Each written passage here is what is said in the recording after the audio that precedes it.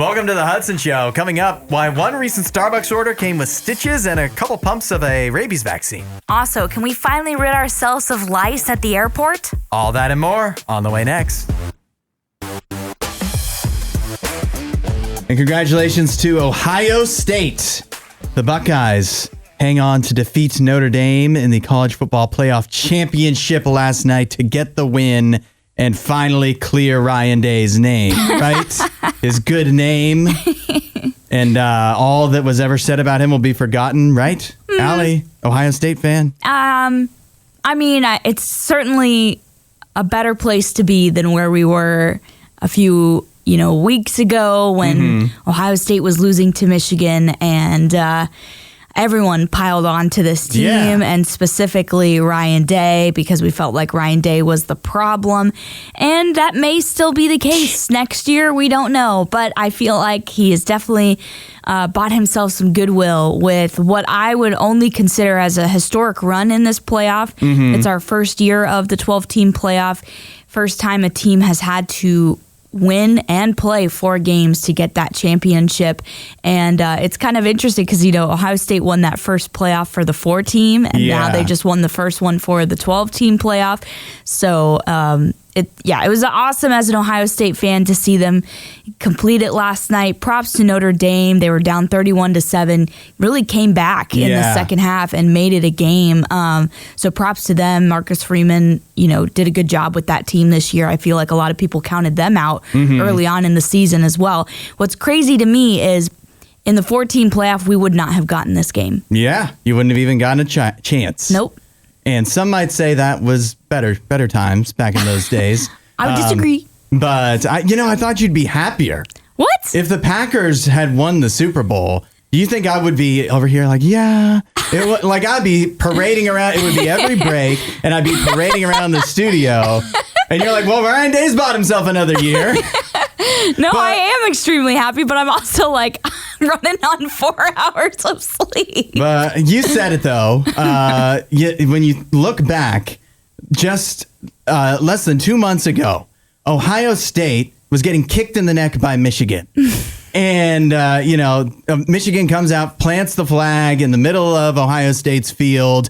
Ryan Day is befuddled. He's bewildered. He has no idea what's going on. Jack Sawyer's beating people up for some reason and getting away with it. It was Thanksgiving. Think about Thanksgiving. Yeah. Michigan was just pummeling Ohio State. I don't know if I would consider it pummeling. They destroyed Ohio State in what seemingly broke their spirit in their own building. And you can forgive all of us, Ohio State fans and otherwise, for thinking, for just not believing that Ohio State would be able to pull together. And somehow they have. You certainly didn't believe because you picked against them for every single round of this playoff. So I want you to accept how wrong you were. My football pick, they got clouded by emotion. For sure. And a lot of, what I was thinking about too is crazy. Is that in sports, right? You usually pick one team you like. And at least for me, there's a handful of teams I dislike in every sport. Yep. And that's a crazy way to do things because that means the odds are you're more likely to be angry when the season is over than happy. Right. And so, but I'm not angry. Okay. Why would I be upset? I mean, you seemed quite adamant that Ohio State was going to lose to Notre Dame. Well, I thought that everybody wasn't giving Notre Dame a chance. And maybe if Notre Dame, there's a lot of decisions they made along the way that, obviously they were down 31-7. Yeah. So they have nobody to blame but themselves. But I do think they have to blame themselves quite a bit for their lack of defense and very poor decision to do a fake punt on 4th down. Yeah. If you're going to go for it, just go for it. Well, too bad for them. Go Bucks. Because we were off yesterday for Martin Luther King Jr. Day. We didn't get to do our Monday tradition, the box office breakdown. And so now it's time for the box office breakdown, a weekly tradition, however we get to it. Looking at what made money and what didn't in theaters over the weekend. I don't know if you could guess the number one movie at the box office if you had to take a stab at it. What would you think? I'm going to go with The Lion King. Oh, you got it. Really? Yeah, you did. Actually, it was Mufasa. Oh yeah, the Mufasa. Sorry. Mufasa, the Lion King, which isn't confusing at all, made $15 million. That brings it to a fairly impressive over $209 million just in North America alone. That's not bad. Not terrible, considering the reviews were not good for it. Not especially wowing. And it's been now out in theaters for over a month.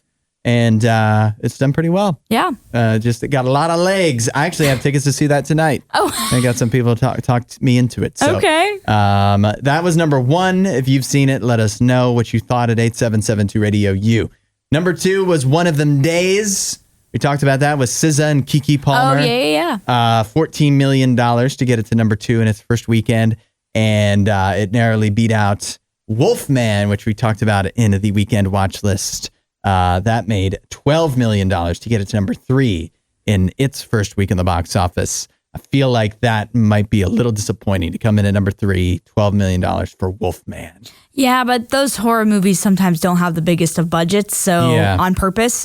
So they usually don't have to make too much money to break even. Maybe, hopefully what do I care? But hopefully for them, for their sake, I guess I hope it breaks even at least. What is the last thing that you watched, Allie? I haven't been watching a lot lately because obviously football season's been going on, and also I've been doing a lot more reading in this new year. But I weirdly enough watched a film from the 80s that starred Brooke Shields and a few other people called Sahara, and it was a film that it was just recommended randomly on my Amazon Prime. And I was promised a desert race in the Sahara because they do those desert races. It says here it's an adventure romance film about a young heiress who enters a car race across the Sahara Desert in place of her late father. Yes, exactly. And that's what I thought it was going to be. It's literally in the one sentence description of the movie, car race. Right, car race. And the car racing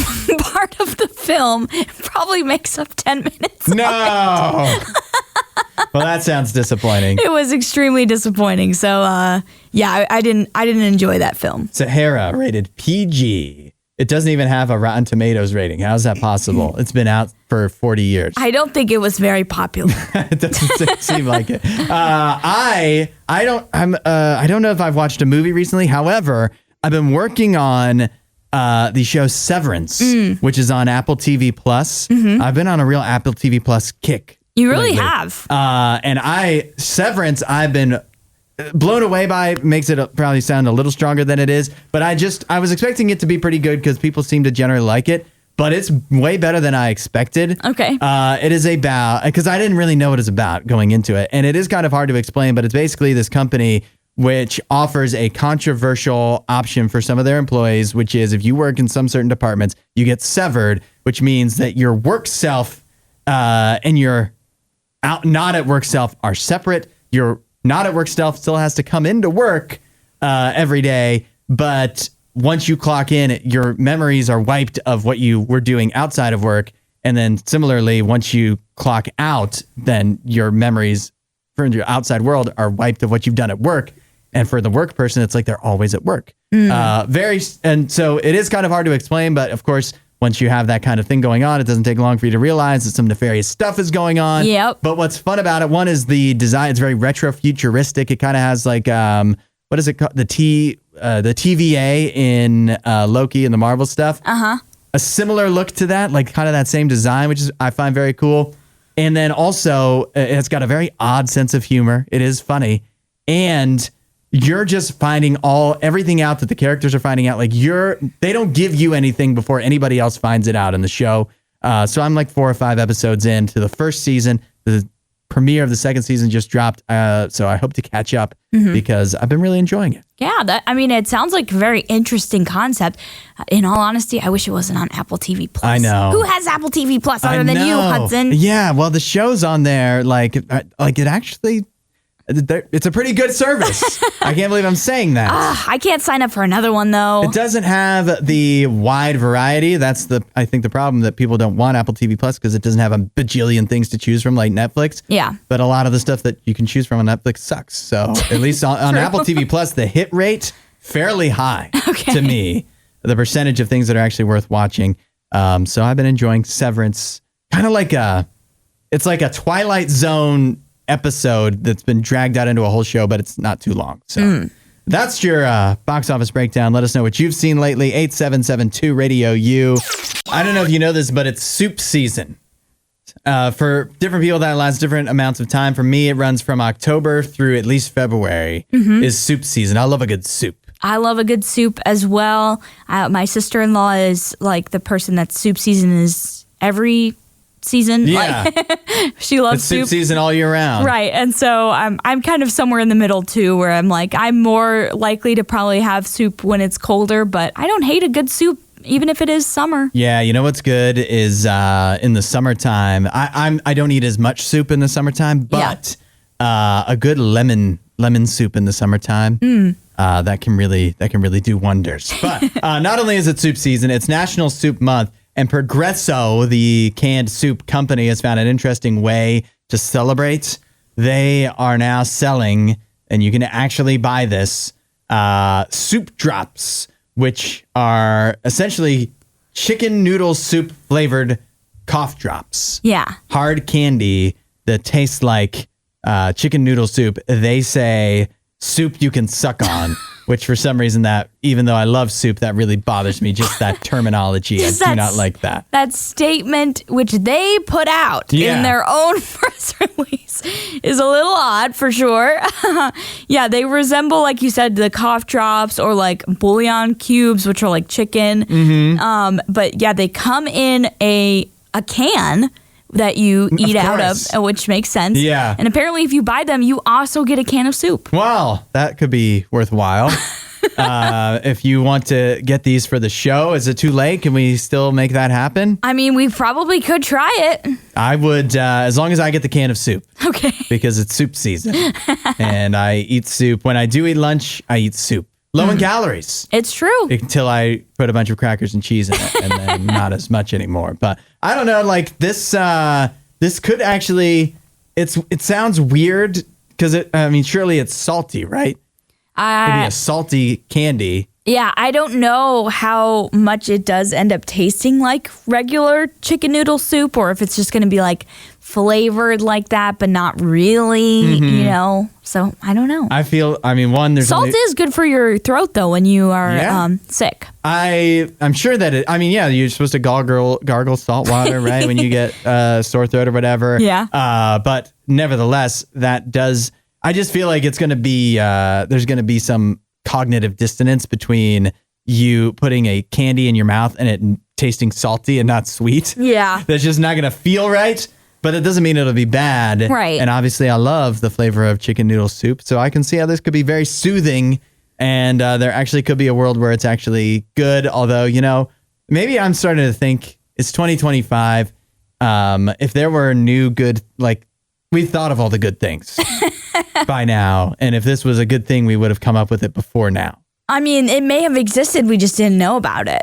But if it was good, wouldn't it be more popular? Oh, true. Good point. But I feel like we should still try it. If it's not a new technological development. They could have done this all along and they didn't because it's probably not a good idea. But we might try it. You can follow us at RadioU Official on TikTok. That's something you can still do despite everything we heard going into the weekend. We talked ad nauseum about how the TikTok ban was probably going to go into effect on Friday. It happened Friday after the show, right? That it was officially ruled by the Supreme Court that TikTok and other companies owned by ByteDance, the Chinese company, would have to sell off or be banned in the United States. And that lasted all of the weekend. Not even all of the weekend. It lasted all of 12 hours. I was going to say it was like 9 to 12 hours on Sunday at the most, because early Sunday, you were starting to see people say, yep, I've got the message. I can't get into TikTok. I can't get into CapCut or whatever it was, because there were several apps that were impacted by this. And then a few, like later on that day, I think I heard it first after pickleball Sunday night, where someone told me, I was able to get back into my TikTok and because I don't have it, so I wasn't able to check and see, what people were saying. I wasn't able to corroborate any of it. But she was like, yeah, I got a message saying that it's back now. And it was like, thanks to President Donald Trump, we're back. And so it was very interesting because I was like, technically, isn't he not president yet? Yeah, but that's right. so it's been a weird weekend. Yeah, that whole thing. I don't want to get too much into the politics of it, but it was weird that like this was a very bipartisan thing. Yeah, about as bipartisan as you can possibly get. And then it went through basically every channel of our government to be like, yep, this is what we're doing. And then Donald Trump comes along and he's like, well, why don't we just wait? 75 more days. Yeah, which I don't know that's how normally government is supposed to work, but whatever, 75 days, maybe we'll start enforcing this thing like everybody seemed to want to. I also say that over the weekend, if you felt like I was seeing this on Twitter, people posting out stuff about, well, this is what's going to happen. This is TikTok, whatever. And I don't exactly feel like I love everybody's attitude about it as far as the people that are much more concerned about having TikTok for themselves than all the dangers that it causes. Yeah. I saw so many people being like, whatever, they're just, this is what the government, blah, blah, blah. It's just like, when do they ever agree on anything? No. And they agreed that this was dangerous, and you're still like, but I want it for me, man. Right. I was talking to a friend who does use TikTok, and she had mentioned that she downloaded Red Note because of TikTok getting banned, which I'm not going to judge, but I do think that might be a questionable decision. But she mentioned, but no judgment. I'm like, okay. But she did mention that there were some people on Red Note that, were coming from TikTok or were Americans and decided to use their credit card information as their username. Wow. To stick to the bit that much is insane. Yeah. Why do you... basically what they were trying to say is like, well, I don't care that my information is out there. Well, you should care when suddenly someone starts using your credit card for fraud. Yeah, that will, and if you're making it easy for them, I don't know that, I don't think you're going to be able to recoup your losses. Nope, I think the bank will be like, that was fully your fault. Yeah. You made your whole username your credit card number. Yeah, you deserve whatever you seem to get, I think, at that point. Yeah. But I do think it's social media, and we've got so many other choices.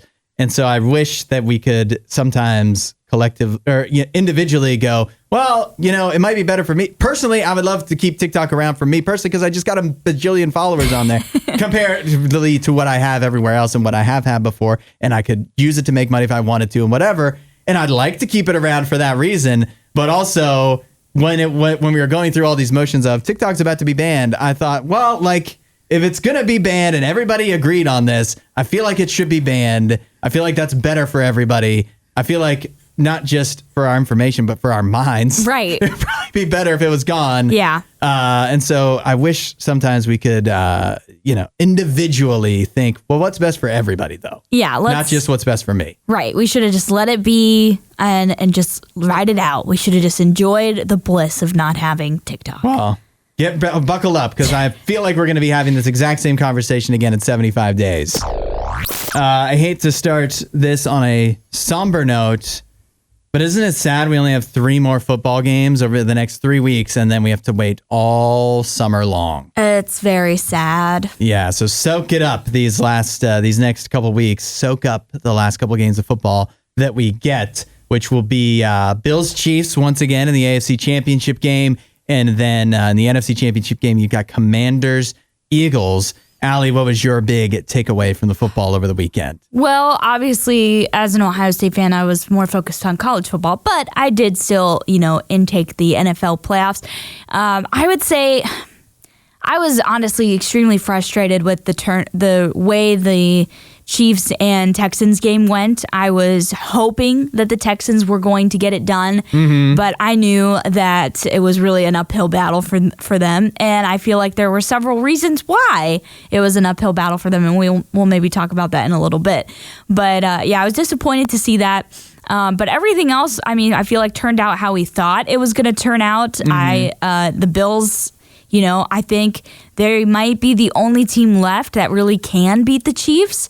I tend to agree with that whoever wins the AFC Championship game will probably win the Super Bowl. Yeah, I mean, the Commanders are looking unstoppable, let's be real. So I don't want to discredit what they're doing because them beating Detroit is no small feat. Yeah. I definitely didn't predict that they were beating Detroit. I know you had said that was your upset call. Yes. And you got that. Thank you for remembering that. You got it right. I did think about it. I went 4 for 4 this weekend. Well, for the NFL, not Yes. for college, though. But yeah, I think the Commanders do need to get some respect for that big win. But maybe they could beat Kansas City, but that means Kansas City wins the AFC, and I don't want that to happen. Yeah, there's a lot of things because obviously you had a battle of the 2 MVP favorites. For some reason, the tides have turned to say that Lamar Jackson is going to be the MVP over Josh Allen for the regular season. I don't think that's necessarily that would be the right choice. No. First of all.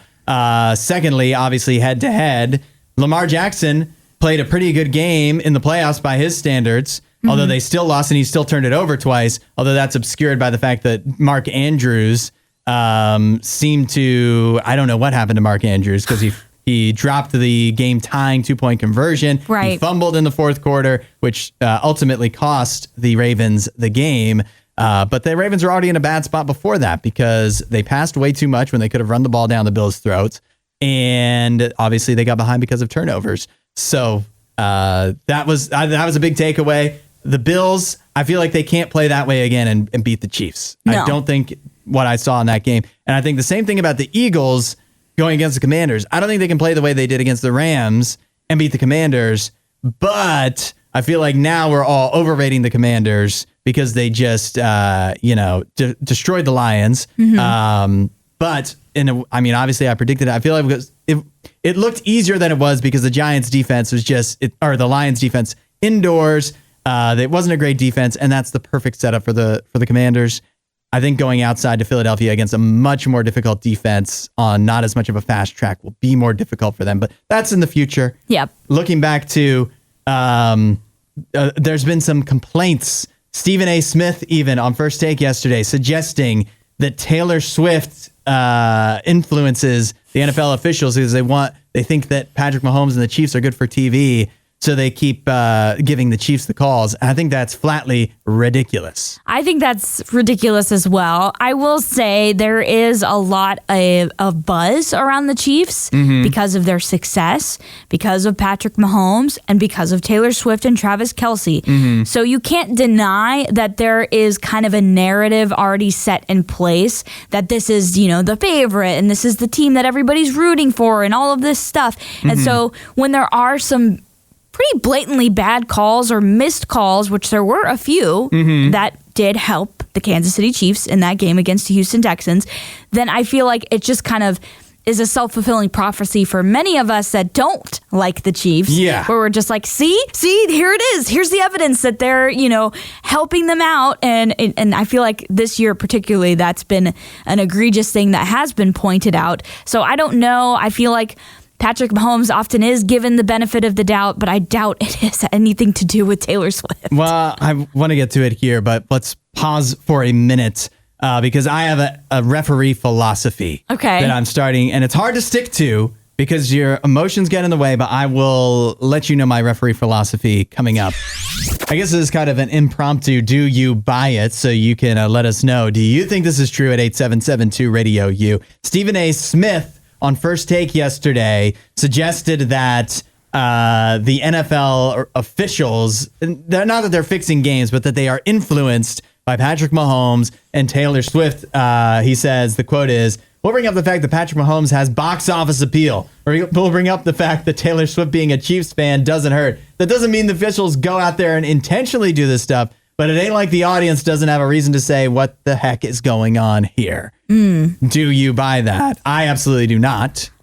I don't buy it, but also I do feel like I constantly ask myself that question of what is going on here. Now, I know I said earlier, like sometimes I feel like it's a self-fulfilling prophecy because there's already so much going in the Chiefs' favor just because they are a good team. And Patrick Mahomes makes insane plays all the time, especially during the playoffs. Yeah. That you're just kind of like, how does this keep happening? But like, yeah, it does feel almost like a self-fulfilling prophecy where it's like when those calls are missed or they are, in a way where you're like, okay, that really didn't need to be called, or it was something that was in Kansas City's favor. You're just like, yep, there it is. There's the bias. People's senses are heightened. Yeah. But here is I think that's explainable. You just explained why that people will feel this way. Yeah. But the way they feel is wrong. Because I've watched sports long enough to know that the teams that win, always people will complain that they won because of the refs. You don't have to go back far to the Patriots dynasty. Yep. People made these exact 100% complaints. There was no Taylor Swift at the time, at least not around football. But people made the same complaints. Tom Brady gets all the calls. The referees are favor the Patriots. It's all rigged for the Patriots because that's what the NFL wants to see. And so I'll bring up 2 points to you. One, over the weekend, besides the Chiefs game where obviously people are complaining about the referees, the complaints I saw online are about the Ravens not getting called for pass interference against the Bills. The Ravens lost. And the Lions were that hit during the Jared Goff interception that was run back for a pick six where he got hit high. People complaining about that as well. Those are probably bad calls, but there's had to be bad calls that went the other way for the teams that won, that nobody cares about. Yeah. And so so what I mean is the teams that lose are more likely, or at least their fans are more likely to complain. Yep. And then two, is that if the NFL could fix things, why aren't they putting the Cowboys in the Super Bowl? Like if the NFL really did want to put their thumb, not even fix things, but just put their thumb on the scale. Why is it the Chiefs? Why did the Bengals wind up in the Super Bowl before anybody even cared about Joe Burrow? Why would they put the Chiefs and Eagles back in the Super Bowl if that's what happens? That's very likely. It's the expected outcome at this point. Mm-hmm. Why would they want that when that's the Super Bowl America doesn't want? Well, yeah, I would assume that, I think there is evidence to show that it's not rigged or whatever. But I think what you just have to take into account is that the Chiefs are just that good. They really are. And it's annoying that they are that good, and it's okay to be annoyed that they are that good. But yeah, I just think you have to take that into account. It's like they did technically earn their way into a position of being a dynasty-like team. Now, would I love for them to lose to the Bills? Yes. I would have loved for them to lose to the Texans so that CJ could have continued on to the AFC Championship game.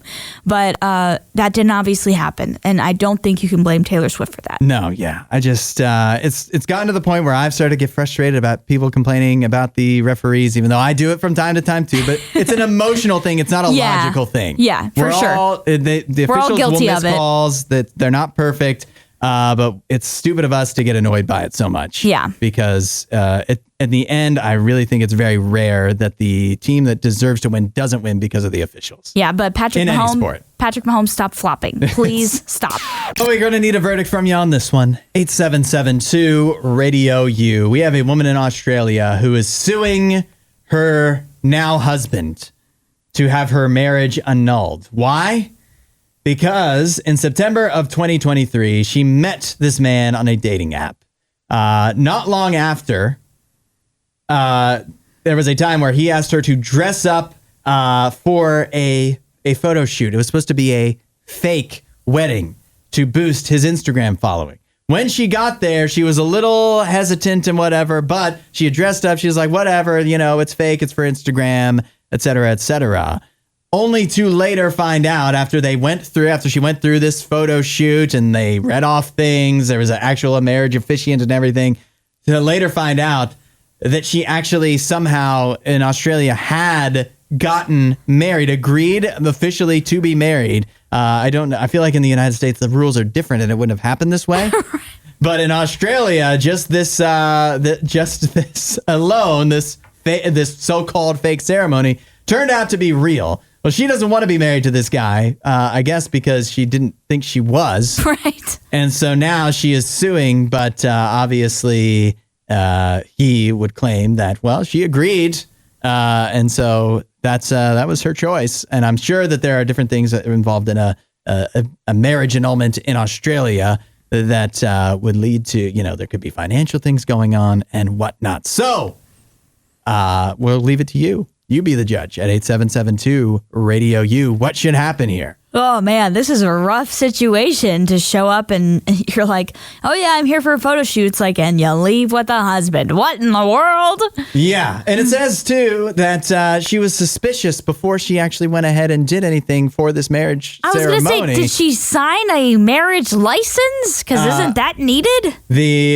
She hadn't signed any documents, so she decided to go through with the fake wedding. In a video shown in court, the woman enthusiastically played the bride, exchanged wedding vows, kissed in front of the camera. She admitted that she tried her best to make it look real for her partner's Instagram followers, but said she never had imagined that she was a real bride. Again, the rules in Australia must be different. Mm-hmm. I'm sure this was a technicality, but now it's a technicality that she's trying to get out of. Right. You be the judge, 8772 Radio U. You can let us know your thoughts on what exactly should happen here and how this should all shake out. And we'll see if we can get some more info on this, too, because I'm confused. We did hear from Nate, who says, the dude sounds like Prince Humperdinck and the Princess Bride trying to get married on technicalities, but miserably failing. Say man and wife, man and wife. Not really a judgment, but he is very judgy there. I love that. Brian says, in what crazy upside down world does the dude want to stay married to the girl suing him to get out of the marriage? So here is what the extra wrinkle that is added in is that it seems that they are both foreigners in Australia. And I think that plays a part in why he would want to be married to her in the first place. Maybe he thought it would help with his citizenship or something, being able to keep him in the country. Now, it is an interesting situation because as much as we can sit here and say, well, the woman says that it was supposed to be a fake ceremony for Instagram. If the guy says no, it wasn't, then how do you know who to believe? Right. It's he said, she said at that point. But also at the same time, the question remains outside of, there's a money thing or a citizenship thing involved. Why would the guy even want to be married to her? Why would he, if she's suing to just have the marriage over?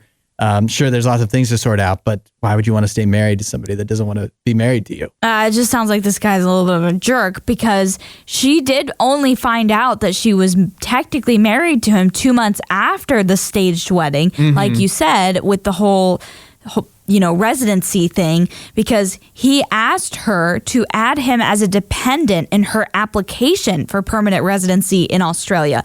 And she said she couldn't do that because they would have to be married for her to add him. And he's like, well, we are married. That's how she found out. That's awful. So this guy just sounds like a total jerk. Yes. If the woman's explanation of events can be taken seriously, and by the way, we're doing this, you be the judge, but the Australian Melbourne Family Court has already ruled and they declared to annul the marriage. Oh, good. So I love when we have a right, what seemingly is at least the correct answer. Right. Well, everyone so far has seems to agree. said that the annulment would be the way to go. But, it's an interesting thought exercise because what if I had explained it from the man's point of view first? Where would we be then? What would we all think? I still think I would consider him a jerk. 21 Pilots. I guess this isn't he's guilty. He's guilty. Guilty of being a jerk. Well, not too long ago, probably maybe a month or so ago, we talked about American Airlines introducing a controversial technology to get rid of a long-standing airport problem, which they labeled as gate lice.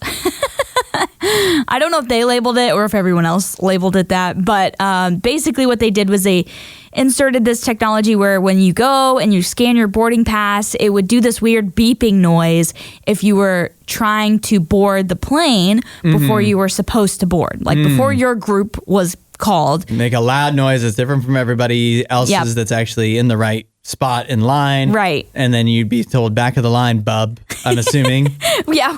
They would be told to wait until their actual, it was time for their group to board, which I think is great. I think that's awesome that they're trying to stop that bad behavior, which has been so prominent in airports for so long. Yeah, some people just want to sneak in, and on open boarding where you know the seats are free for all. Where your boarding group matters. Yeah. Well, now I have a question for you, because this was a question that someone posed on the internet recently after this, new technology was released from American Airlines, which they're testing out in airports now. What is worse, gate lice, so the people that try and get on the plane before they should, or aisle lice, which are the people that get up as soon as the plane lands, sometimes, even while it's still taxiing, even though you're not supposed to get out of your seat until the plane has come to a full stop, as the, flight attendants will tell you. Those people that, jump out, they'll throw their bags into the aisle and try and claim a spot, because they want to be off the plane first, when really all they're doing is delaying everybody else by being, honestly, jerks. Yeah. You know what? Why don't we open up the Hudson hotline? 877-2-RADIO-U. What is worse, gate lice or aisle lice? This is almost like a precursor to Would You Rather Wednesday. Yeah. What would you rather deal with, gate lice or aisle lice? Yeah. Explain it again real quick for everybody, and we'll get what they're saying next. So the gate lice is the people that, jump ahead in line, that try and go ahead of their group calling to get on the plane early. And then the aisle lice are the people that, as soon as the plane lands, even sometimes before it is finished taxiing, they will take off their seatbelts, stand up, maybe start getting their bags out of the overhead bins, put them in the aisle, and just stand and wait until they can start moving forward, which usually is a long time. So they're just standing for no reason, and just crowd up the aisles. All right. 877-2-RADIO-U. Let us know your thoughts. What's worse, gate lice or aisle lice? I have strong, and I mean strong feelings on this. Oh, I'm excited. And so I know where I stand, but where does the RadioU public stand? 877-2-RADIO-U. What's worse, gate lice or aisle lice? Let's see what people are saying. Coming up, we have the Hudson hotline open, actually. 877-2-RADIO-U. The question is, what is worse on a plane, gate lice or aisle lice? Gate lice are people that hang around by the gate even though it's not their turn to board. They're in the wrong boarding group, but they think they can skip ahead of everyone just by being in line. Which they can't, at least, what was it, American Airlines? American Airlines is now publicly shaming them for doing that. Then there's aisle lice, which are the people that as soon as the plane gets anywhere near the gate for people to deplane, they start standing up, undoing their seatbelt, getting their luggage down, et cetera, et cetera. Which one is worse? I like what Brandon said. He says, aisle lice is worse because everyone would get off faster if we all just stuck to the unspoken rule of waiting our turn. Oh, so true, Brandon. I think that sums it up very well. We also saw Lindsay, who just says, lice are lice.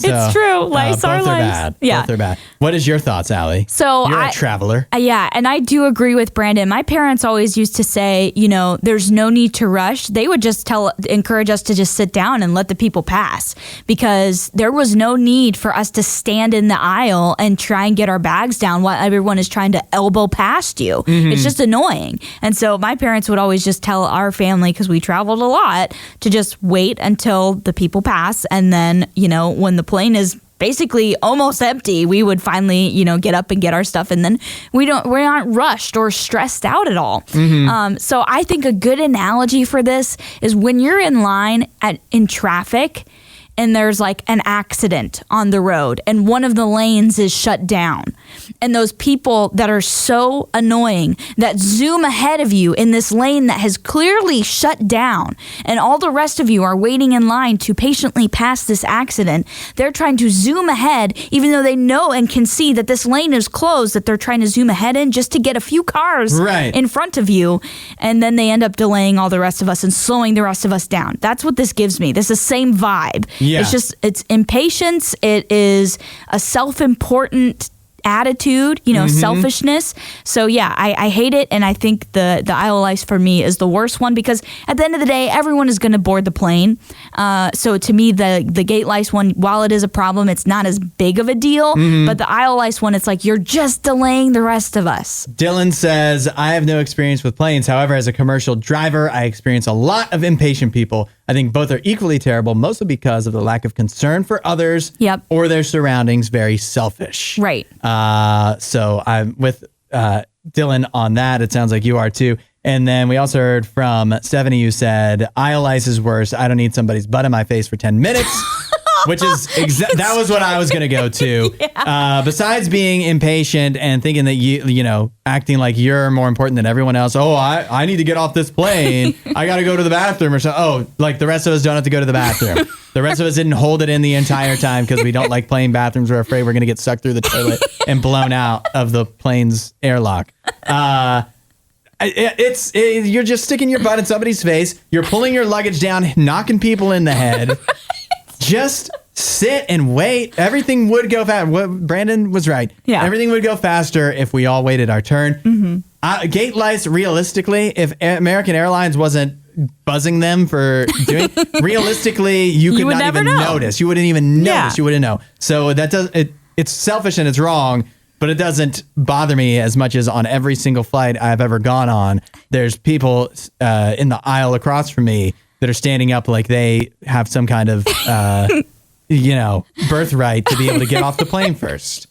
The way you described it is so perfect, hitting people in the head, because I have seen that before. And if you just waited in front of you, there wouldn't be people to hit. Right. You would have plenty of space, but instead you're trying to squeeze through, and I guess that is the comeuppance, that the people most likely to get hit in the head are the people that are already standing up when they shouldn't be. So it really bothers me. It's so bad.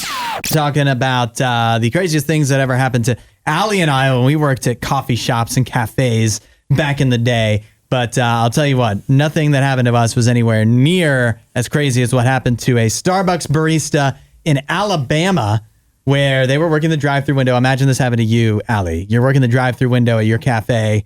And the person that just ordered pulls up to the window and they have a pet monkey. Now that might be cute at first. And in most circumstances probably would be cute. You'd be like, is that allowed? Maybe. I don't know. Alabama, I guess it must be. So that's not the worst, but you'd tell people. Yeah, you might be like, wow, what an interesting sight. So that's interesting enough on its own. But then imagine that monkey jumps through the drive-thru window, crawls up your arm and up to your head and starts attacking you.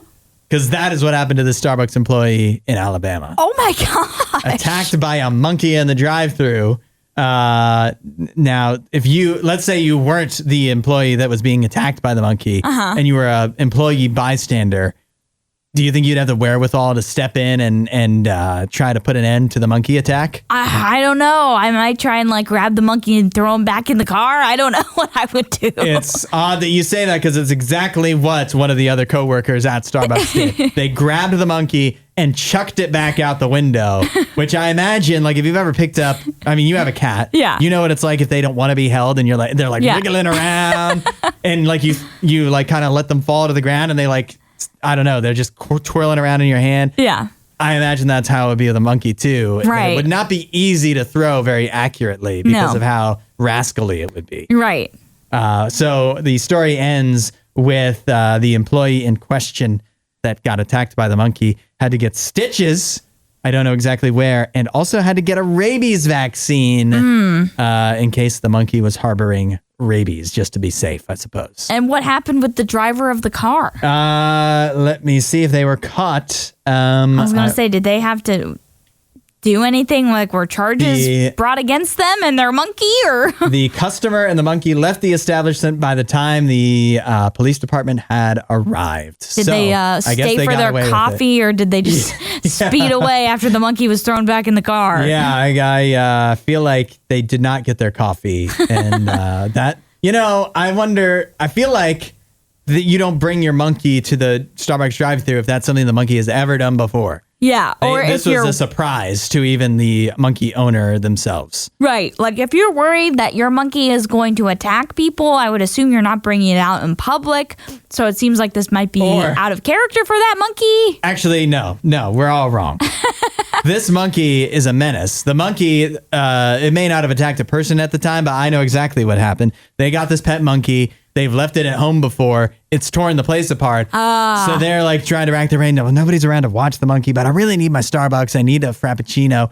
And so, well, if I bring the monkey with me in the car and just go through the drive-through, like everything should be fine. Right. And everything was not fine. No. So hopefully, though, the monkey can only does what monkeys do. So I don't want to get too mad at the monkey. I hope it doesn't wind up, getting, meeting the same fate as Peanut the squirrel did back in the day. Yeah. We don't need that for the monkey. It's not its fault. I think a lot of people are about to be upset when they go to the airport starting on May 5th, because that is when the TSA say they will finally start enforcing the Real ID law, where you will need to have a real ID, as in your driver's license needs to be a real ID for you to be able to get through the TSA checkpoints. Yeah. That is going. I feel like a lot of people are going to go not realizing that they don't have one and not realizing that they needed it. And then they say you're not going to let you through. And so you're going to miss your flight. Right. Yeah. They are really finally implementing this after this has been a law that has been on the books for years. They're finally, it was a slow rollout. Yeah. They didn't want to, get people upset, but they have given everyone enough time to get this changed. If I remember right, I believe this is like 20 some years in the making. I was going to say, it traces its roots back to 9/11. Right. It has been on the books for at least a decade. Yeah. And they've just kicked the can down the road about enforcing it and understandably so, because one, outside of this law, our security has been much better on, we haven't obviously since 9/11 have not had a 9/11 level attack. Thankfully, goodness. yes. So everything else they've been doing has been working, and even to the point where people are annoyed that they have to go through so much nonsense to just get on a plane when most of us are just, going about our business and you can't even bring shampoo in your carry-on or whatever. But it's worked. Yes. You can't argue with the results. Yeah. And so some might even say, well, this is unnecessary, and which is why they've kind of partly why I think they've kicked it down the road, because it's seemingly unnecessary, especially at this point, and it will annoy a lot of people. It's hard to get everybody in all these different states into the driver's license thing to get them all converted over to the Real ID. And so, yes, they have kicked this down the road all the way until now, where they say May 5th really is the time when you'll need a Real ID to fly. Right. And TSA is the group that's saying that. They're saying May 7th, 2025, which is later this year.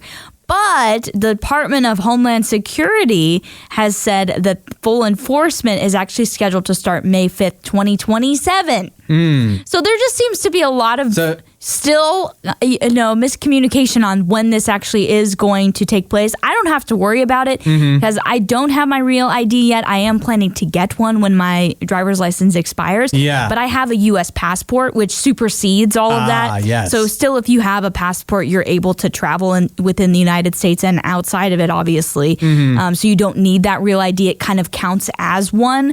But if you're just planning to fly domestically and you don't have a passport, you will be, I guess, stopped after May 7th, according to TSA. If I remember right, and don't quote me on this, but I think I used my passport to get my Real ID. Yes. That was one of the forms of identification that they'll accept. You could use, to make it. So I have a Real ID. I don't have to worry either, but I know there's a lot of people. And two, because this happened to my wife, she does not have her Real ID, and her license came up to be renewed recently, and it was like, I can just do this online, but you can't get the Real ID online. No. So she just renewed, and we're probably going to fly this summer, so we have to go renew in person for her. I mean, it's her problem, not mine. But she has to go renew. And I feel like a lot of people are going to be in the similar situation where you're either going to have to go through the chore of going and get your ID renewed, even though you didn't think you needed to, or you're going to get to the airport and they're going to be like, nope, you can't fly. Yeah. So you've been warned. And finally, do we all see the parallels between this and TikTok? Like,